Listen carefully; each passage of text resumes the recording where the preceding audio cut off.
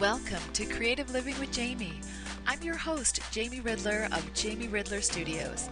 On this program, I'll be talking to a wide range of creative independent spirits in order to bring you inspiration, stories, and strategies for bringing creativity to life. I hope you'll join me every week. Who knows, one day I might just be talking to you.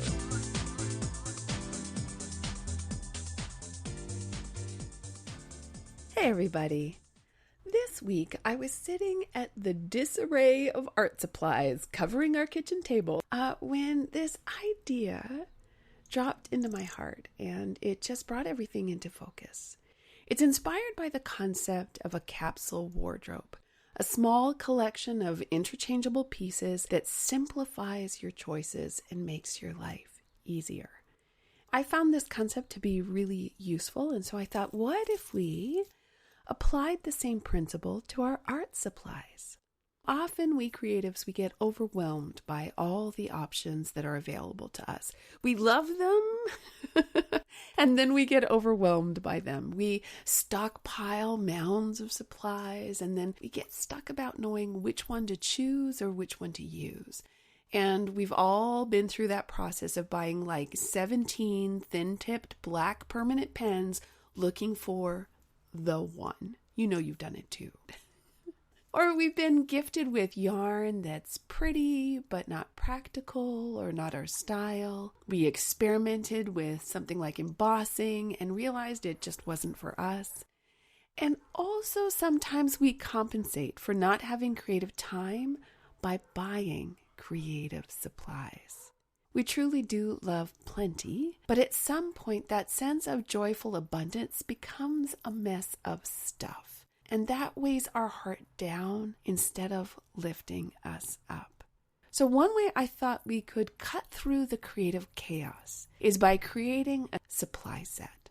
Let's start this just as a mental exercise, something that's designed to help us get clear on which supplies we do love, want, and use. Let's imagine bringing our supplies down to a collection of go-to favorites, a supply set.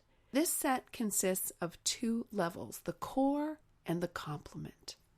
The core is made up of those things you just can't live without, those things that are so deeply a part of your creative life that you use them all the time. Identifying these things will make it quick and easy for you to know which supplies must always be on hand and restocked. You'll also know exactly what to put together when you travel. These are the non-negotiables, the must-haves, the I am committed to items in your creative toolkit. The complement are those things that round out your supplies so that you feel free to do the types of creative projects that call you. No, you won't have every color or every variation, but you'll have more than enough to create something wonderful. Having a well-thought-out complement instead of just more keeps your energy focused and your space uncluttered. You could even change up your complement every season. In the fall, it might be full of crochet and card-making supplies, and then in the winter, coloring books and colored pencils. Knowing your complement makes it easier to have everything organized and available.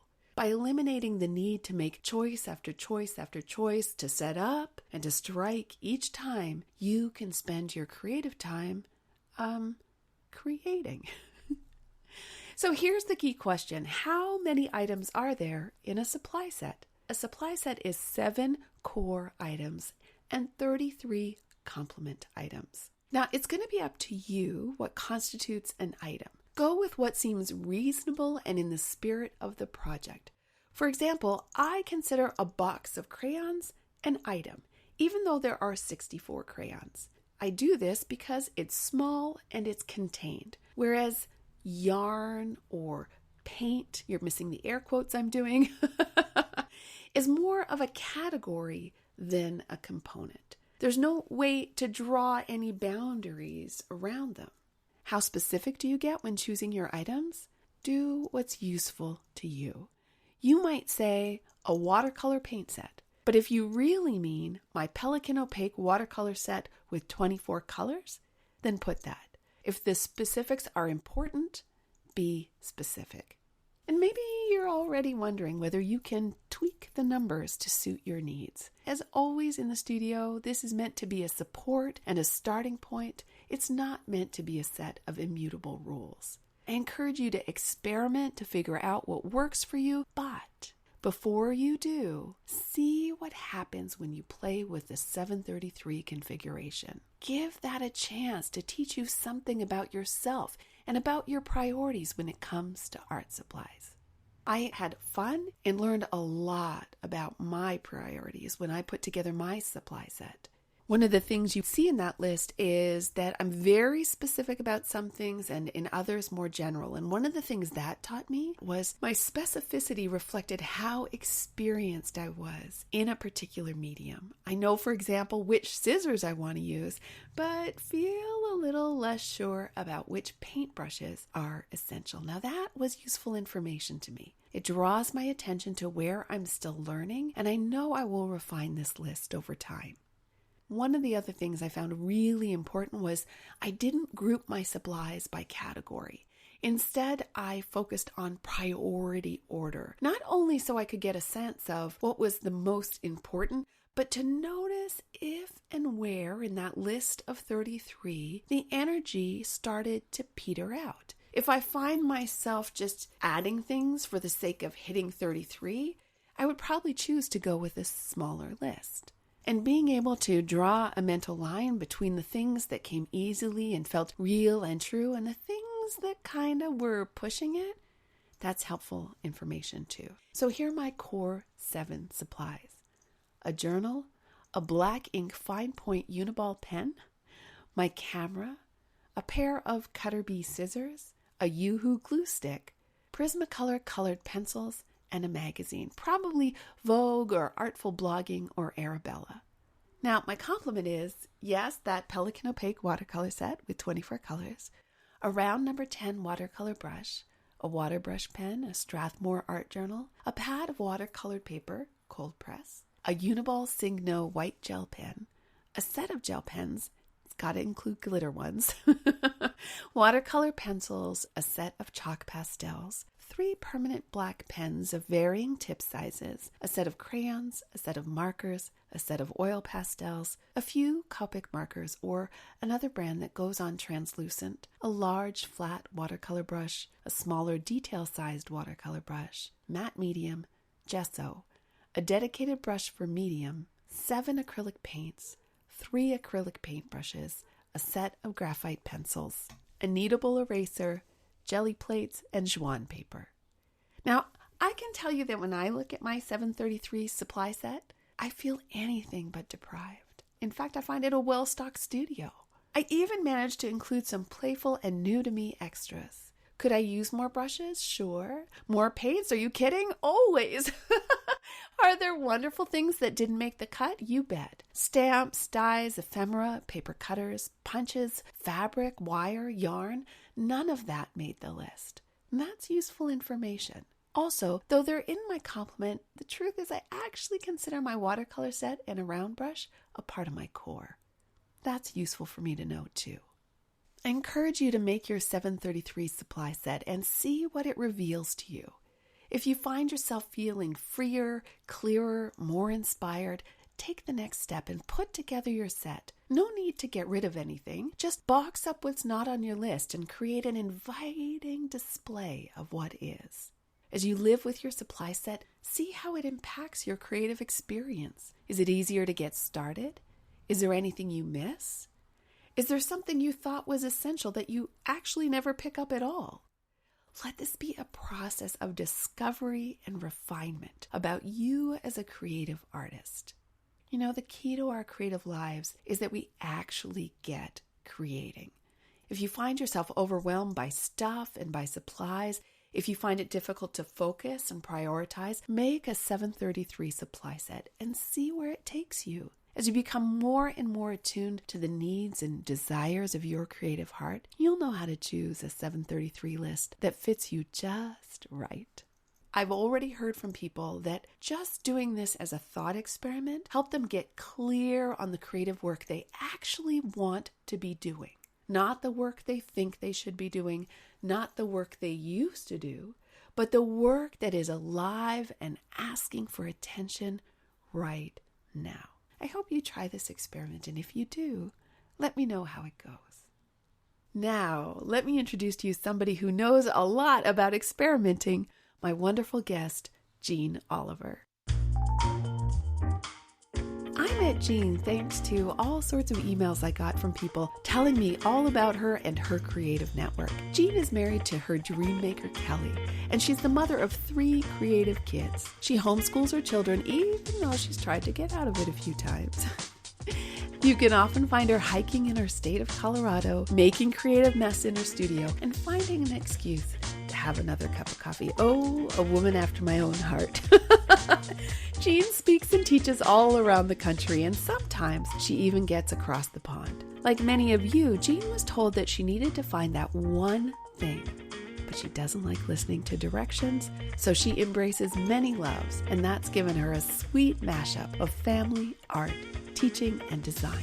Connecting with women and sharing that each of us has been creatively made is one of her deep passions. You can always find Jean at jeanoliver.com, and today you can find her here. I know you're going to enjoy this time with Jean.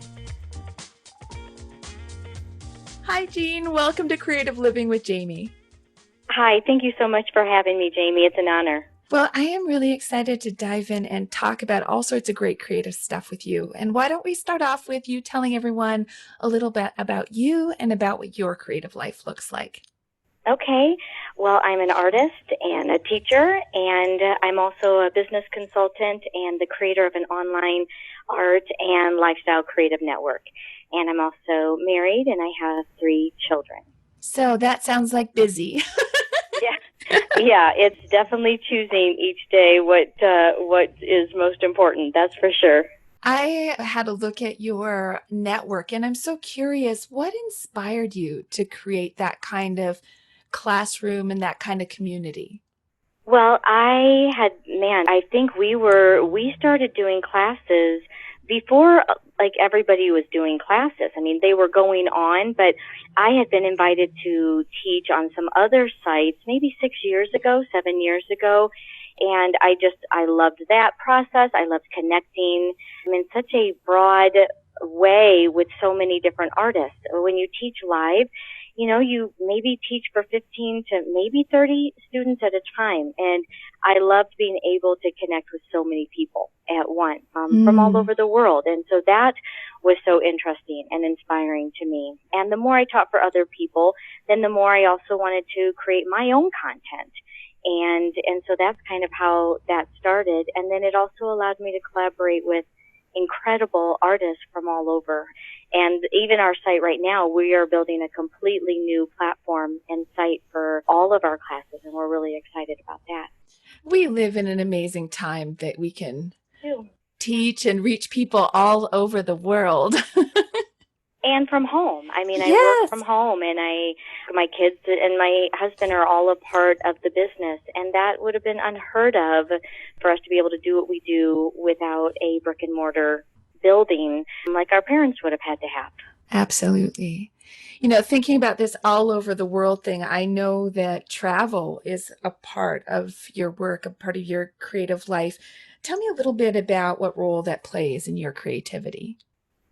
Well, and even as a child, I just always knew I would travel. And for a long time, I wanted to be an archaeologist. And I think part of that is just, I love history and I love gathering and exploring. And so even though I'm not an archaeologist, I feel like I still get to do so many of those things that I really dreamed of doing. And the thing that is amazing about travel is that not only is it inspiring and you get to gather and to kind of create based upon wherever you're at, and it allows me to adventure within my job also, but it really has inspired my own art when I come home, because I can't travel all of the time. It's actually just a few times a year, and it has taught me the things that I love about Paris, or the things that I love about the Normandy region or Italy, or, different places I've traveled. That what do I love about what I'm doing right now? It has really helped my eyes to be open and my heart to be open of what can I take advantage right in front of me where I live, and how can I make art daily based upon where I live and to see the beauty and to take the time for the picnics and the bike rides and the sketching in the park that sometimes we just save for special occasions, but our day-to-day life is the big occasion. It is the special occasion. Yes, I love that point that we have so much more of our time as that kind of regular life. So making it special and really creative. Yeah, how sad if we just let ourselves connect to those special places only when we're on a vacation. Yes. Or allow ourselves the time to sketch, by the beach, or to read that book, or, to do those extra things. Those vacations don't happen very often. Right. What's inspiring you right now? I was just thinking about that last night, and I think one of the things that is inspiring me right now, I was in my studio after being gone with my family traveling, and we came back, and my son Ben, who's 10, he was taking watercolor paper and acrylics and ink, and then he just said, I'm going to see what this looks like after I run it underwater. I'm going to roll it up and run it underwater, and it was just another moment for me again about how he was just fearless. And he was just an explorer, and he was just adventuresome, and that's how I want to be in my art. Like, I just want to, let's just play. Let's just figure things out. What's going to happen if I do this and this? And I loved seeing that in him, just his curiosity, but his joy in creating, and it wasn't about the outcome. It was about the whole process. Yes. Of the arts, what arts are closest to your heart?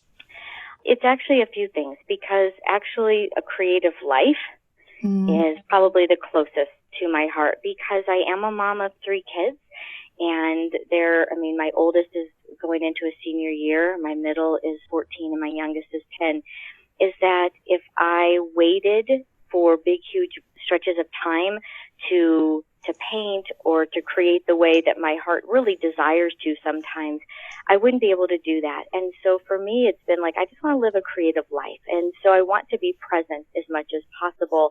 And that means sketching for a few minutes instead of denying myself that creativity because I don't have a big stretch of time. Does that make sense? Absolutely. I think it's more of how can I live an authentic creative life and be very present to what my life is right now, knowing that it's going to consistently and constantly change. And I will have those opportunities as my kids get older to have larger stretches of time. Right.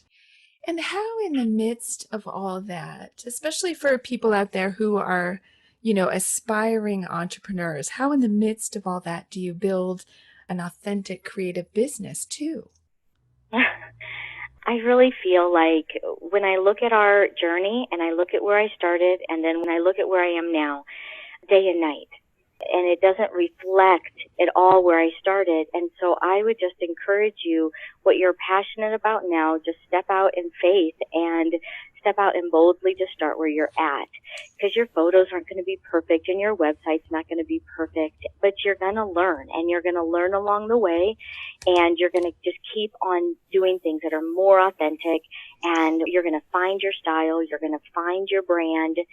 And it's actually one of the main reasons that I keep my Etsy shop up still.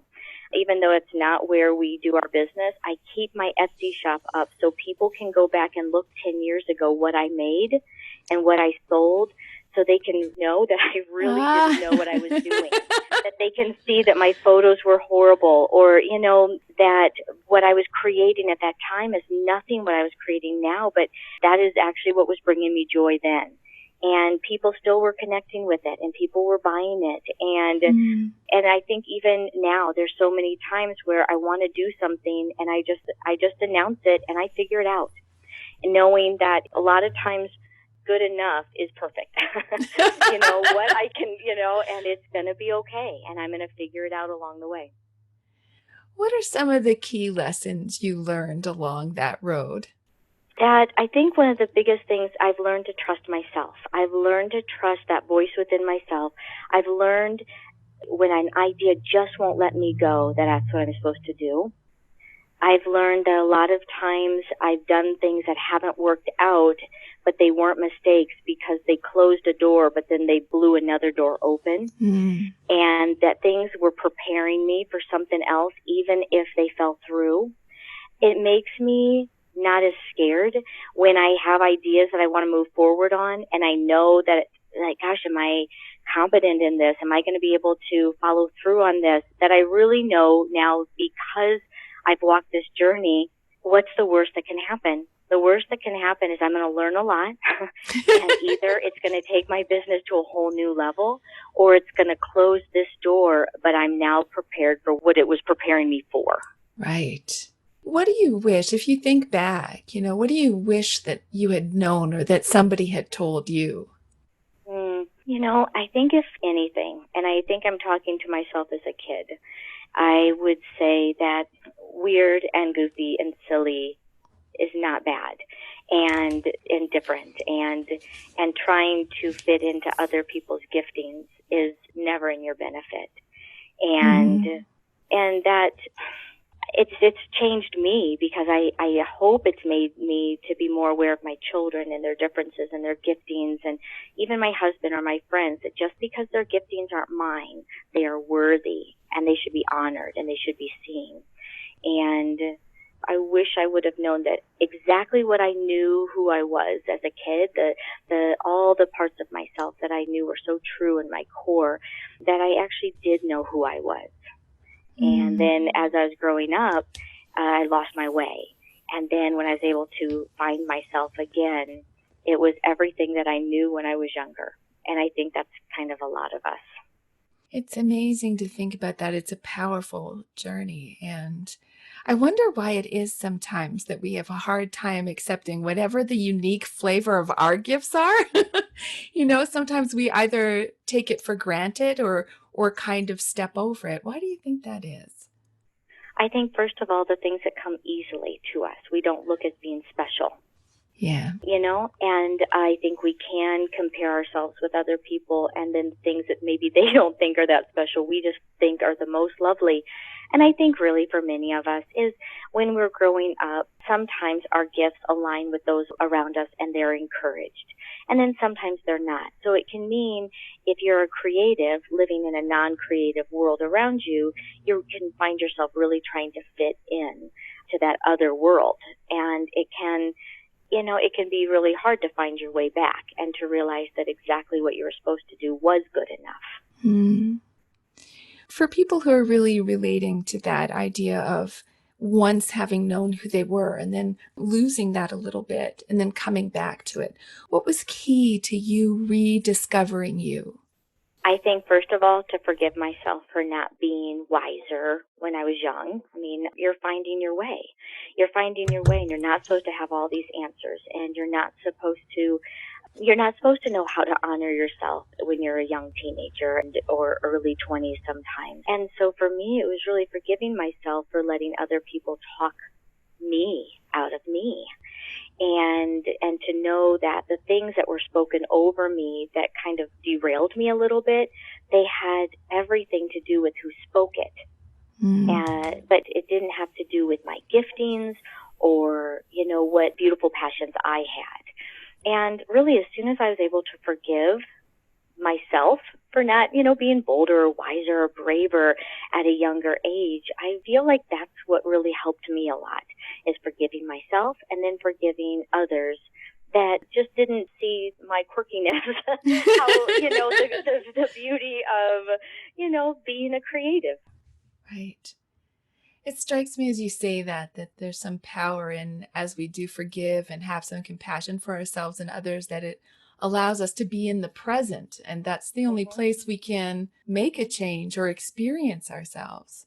Well, and it's hard if you're, like for me, I was so disappointed in myself that I always had these what ifs and I should have and if I would have only, And so at the point that I forgave myself, then I was able to let that go and say, well, what am I going to do now? And I truly believe that we are all given on the things that we are supposed to be a part of, the parts that are so authentic to who we are, that we get a lifetime of second and third and fourth chances to grab hold on it again.